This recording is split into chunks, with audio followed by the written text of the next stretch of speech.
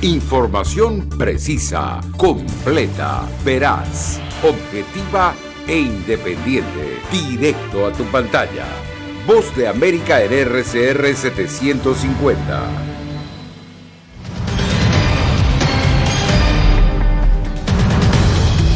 Estado de emergencia en Florida ante la llegada del huracán Ian que avanza hacia Cuba. La política migratoria sigue dividiendo el voto en Estados Unidos de cara a las próximas elecciones. Además, denuncias de Nicaragua y Venezuela cierran la Asamblea General de la ONU. Y giro político en Italia con la llegada de la extrema derecha al poder.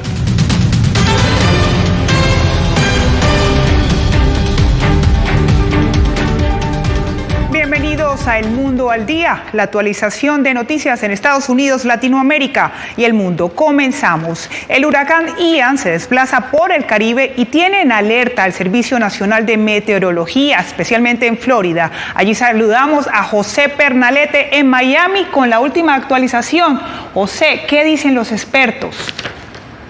Acá precisamente los conocedores dentro del Centro Nacional de Huracanes advierten que las horas siguientes son decisivas para el fortalecimiento o debilitamiento de este huracán, cuya contundencia en estos momentos puede oscilar entre categoría 3 o 4. Es decisivo también lo que pueda suceder esta noche en horas cuando se aproxime a la isla de Cuba y posteriormente su desarrollo a través del trayecto que tiene.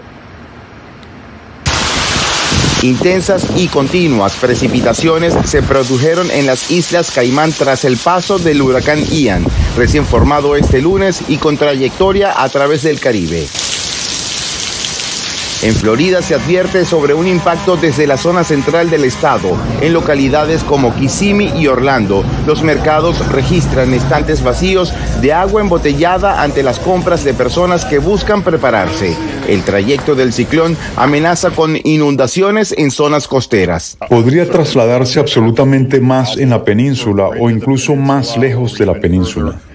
Verán marejadas ciclónicas en lugares como el suroeste de Florida, a pesar de que se proyecta que la tormenta se encuentra a unas 100 millas de la costa del suroeste de Florida. Ya se han emitido órdenes de desalojo obligatorias. Otras jurisdicciones tienen sugerencias de evacuaciones. Las instrucciones de evacuación a menudo son complicadas. En la parte de la costa que se espera que se vea afectada, hay dos cosas que me preocupan. Ante todo, es que no se ha tenido un gran impacto de huracán en mucho tiempo. Así que tenemos muchos residentes costeros que probablemente no tienen mucha experiencia con huracanes importantes. Además, esa parte de la costa oeste de Florida es increíblemente vulnerable a las marejadas ciclónicas.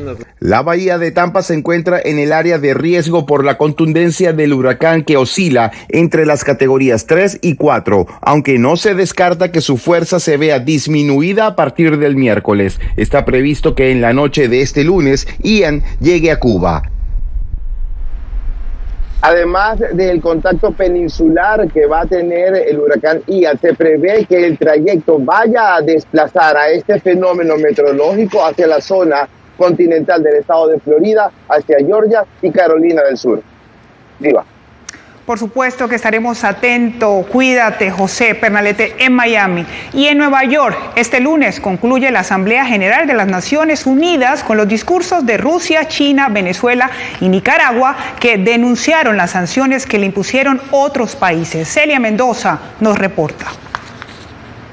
Con llamados al respeto a la soberanía, denuncia de las sanciones y sin referirse a las acusaciones de violaciones de derechos humanos cometidas por el gobierno de Daniel Ortega, entregó su discurso ante la plenaria de la Asamblea General de las Naciones Unidas el canciller de Nicaragua, Denis Moncada.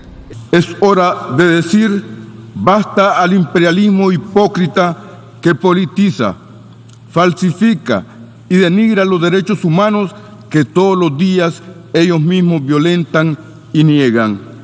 Afirmaciones que se dan días después que la oficina del Alto Comisionado para Derechos Humanos reportara un deterioro de la situación de derechos humanos, persecución contra la Iglesia Católica y otras organizaciones que han sido expulsadas del país, donde según la ONU, 180 personas arrestadas en el contexto de la crisis continúan detenidas desde 2021 sin acceso a debido proceso y en condiciones inhumanas. Lo que nosotros queremos ver es un cambio de políticas, la liberación de todos los presos políticos, el respeto a los derechos fundamentales de las personas en Nicaragua. Un regreso a la democracia que, de acuerdo a Brian Nichols, subsecretario de Estado para el Hemisferio Occidental, también han manifestado a Venezuela. Este lunes, la misión de determinación de los hechos de la ONU denunció en Ginebra una vez más el uso de los cuerpos de seguridad como el DGCIM y SEBIN para acusar e intimidar. Las violaciones de los derechos humanos por parte de ambas agencias continúan hasta el presente. Las intimidaciones llevadas a cabo por ambas agencias también perduran. Aún así, el canciller venezolano Carlos Faría evitó contestar a La Voz de América al respecto. ¿Qué dice de ese reporte de violaciones de derechos humanos que acusan a Venezuela? Sin embargo, en su discurso a la plenaria, al leer una misiva de Maduro, dijo: Ciertamente se ha tejido una perniciosa campaña mundial de descrédito y estigmatización contra nuestro pueblo. Mientras llega a su fin la Asamblea General de Naciones Unidas, en Ginebra se está analizando la extensión de la misión de verificación de los hechos de Venezuela, la cual, según el representante permanente de Venezuela, se opondrán a que esto suceda. Diva. Gracias a Celia Mendoza por su trabajo en el marco de la Asamblea General de la ONU. Y precisamente apoyo financiero no reembolsable pide a la comunidad internacional el ministro de Relaciones Exteriores de Costa Rica. Ángela González conversó con él y nos presenta este reporte. Costa Rica no se da abasto para procesar más de 200,000 solicitudes de refugio por parte de nicaragüenses que huyen de este país, sumados a una gran parte de las más de 1.200 organizaciones no gubernamentales a las que se les canceló su capacidad de funcionar y a los medios de comunicación que ahora operan desde allí. El país ha tenido que invertir en educación y seguridad para estas poblaciones, incluidos también los venezolanos que buscan paso o residencia temporal. Estamos acudiendo a la comunidad internacional haciendo un llamado de apoyo financiero no reembolsable para resolver este asunto, dado que consideramos injusto que el país tenga que endeudarse más, pagar intereses para resolver un problema cuya causa u origen no es Costa Rica. Estados Unidos ya ha mostrado interés en apoyar este llamado, mientras el país se ha sumado a la preocupación de la región por la violación de los derechos humanos por más de 180 presos políticos en Nicaragua privados de visitas y en malas condiciones. Esto en conjunto con la amenaza de una frontera militarizada. Esto sin mencionar la presencia del ejército ruso en suelo nicaragüense y 50 tanques rusos que Nicaragua había adquirido sin una amenaza externa. Costa Rica no tiene armamento, no tiene ejército. Luego de reuniones bilaterales, el ministro regresó a San José para darle paso a su agenda local enfocada en la emergencia climática que se vive en la región. Ángela González, Voz de América, Naciones Unidas, Nueva York. La opinión de los estadounidenses está dividida sobre la estrategia republicana de enviar migrantes en autobuses a varias ciudades del país, según una reciente encuesta. Jorge Agobián nos cuenta más. Lo que ha hecho enfrentar a la Casa Blanca y a líderes republicanos también divide a los estadounidenses. Según una encuesta, 42% de los votantes registrados piensa que es apropiado enviar a migrantes en autobuses a grandes ciudades, con el fin de mandar un mensaje al presidente Biden sobre la crisis migratoria.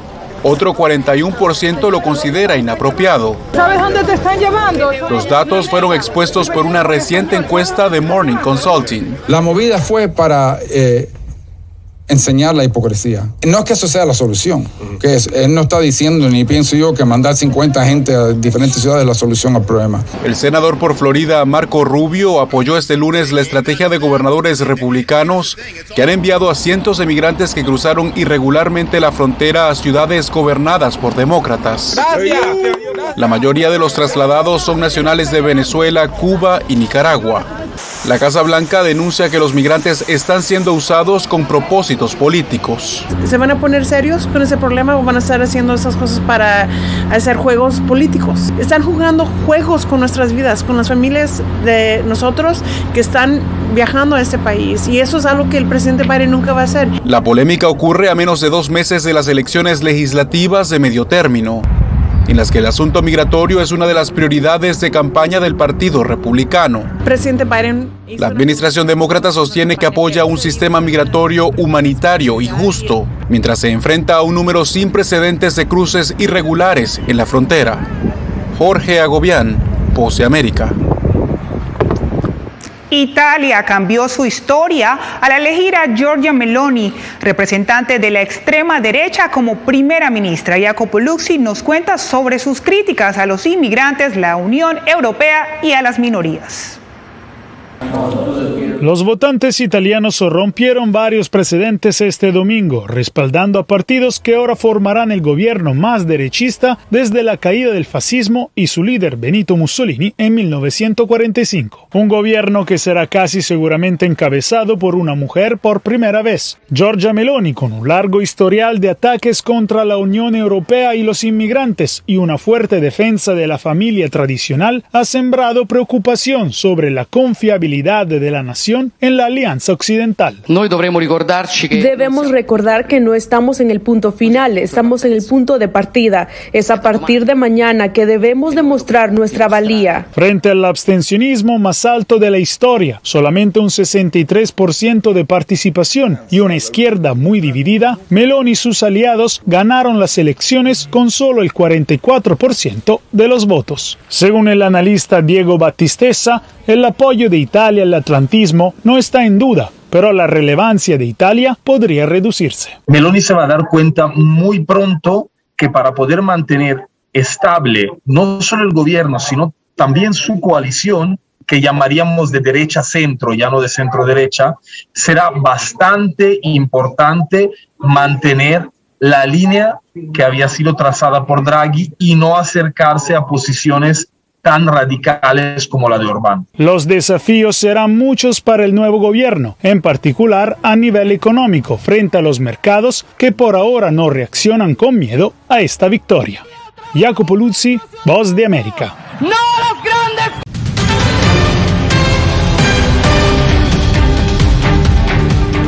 Luego de 7 años se reactiva la frontera colombo-venezolana. Desde la ciudad colombiana de Cúcuta saludamos a Hugo Echeverry, quien nos reporta sobre el tránsito comercial. Hugo, empecemos por conocer cuál ha sido el mensaje del presidente Petro.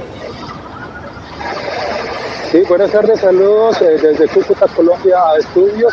Uno de los, aparte del presidente Gustavo Petro, envió un mensaje a los migrantes venezolanos y que dice que él quiere que ellos estén en calma en este país y los que vivan en Colombia gocen de plenos derechos para que mantengan esa calma precisamente los que viven acá en este territorio. Después de 7 años de cierre de frontera y 3 de relaciones suspendidas entre los dos países, se reactiva la actividad comercial entre Colombia y Venezuela con la apertura del cruce fronterizo en el puente internacional Simón Bolívar para vehículos comerciales. Según datos de la Federación Colombiana de Transportadores de Carga, el número de vehículos de mercancías que viajaron entre los dos países en 2008 llegó a 227.672, cifra que se redujo significativamente tras el cierre de la zona. Yo deseo que las primeras personas beneficiarias sean las que habitan al lado y lado de la frontera, las que se arriesgaban en esas trochas, las mujeres que caminaban por allí prácticamente dependiendo de funcionarios que incluso llegaban a cobrar peaje La decisión ha sido particularmente celebrada en la zona fronteriza, que experimentará una reactivación de importación y exportaciones de bienes que hasta ahora llegaban por trochas de contrabando. Yo estoy seguro de que vamos a catalizar en forma muy coherente, en cifras, en indicadores con visión de largo plazo. Una reactivación comercial que llegue a los 4.000 millones de dólares es la meta de este gobierno, con miras a los 8.000 millones de dólares que años atrás se registraba, aseguró el mandatario colombiano. Según la Cámara de Comercio Colombo-Venezolana, este año podría llegarse a los 1.200 millones de dólares. Esto nunca debió pasar. Jamás. Venezuela son todos los hermanos. Dicen el transporte general como era hace unos años atrás, que uno podía pasar libremente con el carro y hacer su diligencia y volver. Con la reapertura del puente de Tienditas, que también hace parte de esta reactivación comercial en las próximas semanas. Gracias a Hugo Echeverry. Y seguimos en Colombia porque centenares de personas salieron a protestar este lunes contra algunas políticas del presidente Gustavo Petro. Desde Bogotá, Yair Díaz nos reporta cómo transcurre la jornada. A menos de 2 meses de la llegada a la presidencia de Gustavo Petro en Colombia, varios sectores convocaron una multitudinaria marcha en contra de un proyecto de reforma tributaria. Otras propuestas que causan revuelo en la oposición son el alza de los precios de los combustibles y el impuesto al consumo de plásticos de un solo uso. Que en la campaña política engañó al pueblo colombiano con mentiras, que iba a ser el cambio, que íbamos a vivir sabroso en 1 mes y medio. ¿Cómo será en 4 años? Nos acaba nuestro país. Muchos ciudadanos afirmaron que salen a las calles a marchar porque sienten miedo de ser expropiados. Un gobierno que está proponiendo una reforma que tacha, que daña el derecho a la propiedad privada, y hay que salir a exigir nuestros derechos. Otros colombianos consideran que el gobierno de Petro solo lleva 2 meses y no apoyan la movilización. No las apoyo, pero sí pienso que muchas personas creen que es culpa de Petro cuando las otras administraciones hicieron malos manejos. Para evitar un estallido social como el ocurrido en los años 2019 y 2020, autoridades pusieron alrededor de 1.000 policías en todas las ciudades, acompañando las manifestaciones. Un dispositivo de la Policía Nacional muy completo, de acompañamiento a la marcha pacífica por las diferentes vías. Una movilización que estuvo convocada en 35 ciudades de Colombia y el mundo. Yair Díaz, Voz de América, Bogotá. En Nicaragua, analistas coinciden en que numerosos candidatos oficialistas llevan varios periodos en sus cargos. Donaldo Hernández conversó con expertos de cara a las próximas elecciones municipales de noviembre. La actual alcaldesa de Managua, Reina Rueda, será la candidata del partido oficialista Frente Sandinista para ocupar nuevamente el gobierno municipal. Es su primera reelección y en periodos anteriores fue concejal y vicealcaldesa de la ciudad capital. Nos alegra continuar con este proyecto acompañando al comandante Daniel, a nuestra vicepresidenta de la compañía Rosario.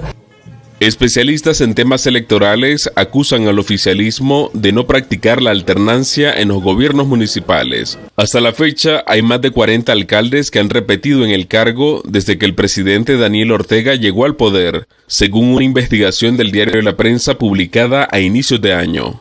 La práctica política dentro de las municipalidades en Nicaragua no es más que una repetición de lo que acontece a nivel estatal o a nivel general en el país.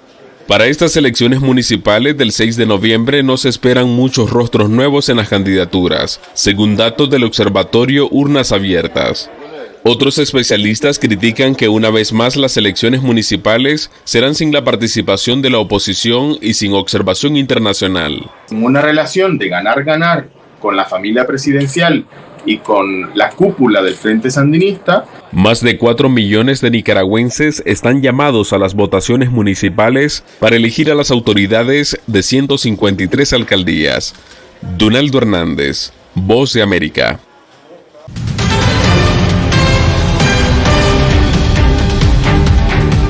Honduras declara emergencia nacional. Óscar Ortiz nos cuenta sobre las muertes y los cuantiosos daños causados por lluvias torrenciales. 13 personas fallecidas y más de 15.000 damnificados es el saldo de las lluvias a lo largo de Honduras. Las evacuaciones continúan y aproximadamente 7.000 personas han sido trasladadas a albergues en distintos departamentos del país. El alto grado de vulnerabilidad en zonas cercanas a los ríos ha llevado a las autoridades del Sistema Nacional de Gestión de Riesgo a declarar una emergencia nacional durante 90 días, porque las precipitaciones continuarán. Más de 17.000 personas afectadas. De ellos, 13.000 personas están albergadas en diferentes departamentos y municipios del país. Están recibiendo la atención necesaria en los diferentes albergues. Esto hasta este momento. Podría variar el día de mañana. El informe de las autoridades revela que entre los fallecidos hay hombres, mujeres y niños. Además, reportan daños en zonas productoras y viviendas y vías de acceso bajo el agua. Miedo, ¿verdad? Han entrado en pánico y se han llevado sus cosas, ¿verdad? La gente ya está en los albergues a los que les cayó la casa. Unos están en casas de particulares, otros en familiares, otros han buscado casas donde alquilar, ¿verdad? La situación es difícil. Mire, tenemos aproximadamente más de 200 personas que están perjudicadas, ¿verdad? La presidenta de Honduras, Xiomara Castro, visitó este fin de semana uno de los puntos más afectados por las inundaciones, donde al menos 10 comunidades han sido evacuadas. Mientras tanto, las lluvias continuarán en los próximos días y las autoridades prevén más evacuaciones. Óscar Ortiz, Voz de América, Honduras. En Guatemala se reportan 2 muertos y 3 personas heridas por gigantescos socavones en plena calle de la ciudad de Villanueva. 2 huecos de unos 30 metros de diámetro literalmente se tragaron varios vehículos y una motocicleta. La falla es producida como consecuencia de las intensas lluvias registradas en el territorio guatemalteco.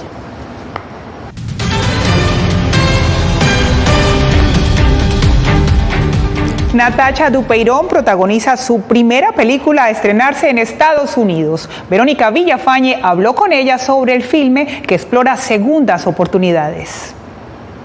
La vida rara vez nos da una segunda. En Cuando sea joven, la mexicana Natasha Dupeirón comparte el personaje de Malena con su paisana Verónica Castro, una mujer que mágicamente revierte a sus 22 años, dándole una segunda oportunidad en la vida y retomar sus sueños de ser cantante. Eso le dio a la joven actriz ocasión de mostrar su talento musical. Creo que este personaje me regala esta oportunidad de experimentar y aparte con boleros que yo los amo y los respeto muchísimo. Esta es la segunda colaboración de las dos actrices. ¿Cómo fue trabajar nuevamente con Verónica Castro? En la Casa de las Flores la conocí y justo hicimos una amistad bien bonita y platicamos mucho sobre hacia dónde queríamos llevar a Malena. Fue hermoso, ella es una excelente actriz, es una gran persona y gran amiga y compañera, entonces esta experiencia la recuerdo con mucho amor. Además de su larga trayectoria en telenovelas y cine, Natasha interpretó a la odiosa Chiquis en La Casa de las Flores y a una concursante de belleza en el thriller Señorita 89. Fue un proyecto bastante duro para mí. Yo soy feminista y soy activista y hablar de temas de violencia de género a mí me causan incomodidad y me hacen reflexionar.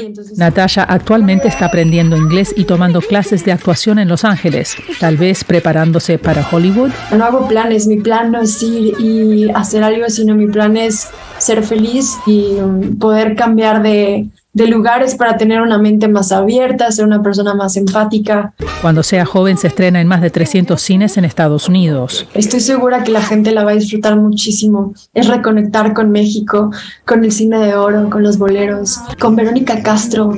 Verónica Villafañe, Voz de América, Los Ángeles. Y de esta manera nos despedimos en El Mundo al Día. Los acompañó Diva Lizette Cash.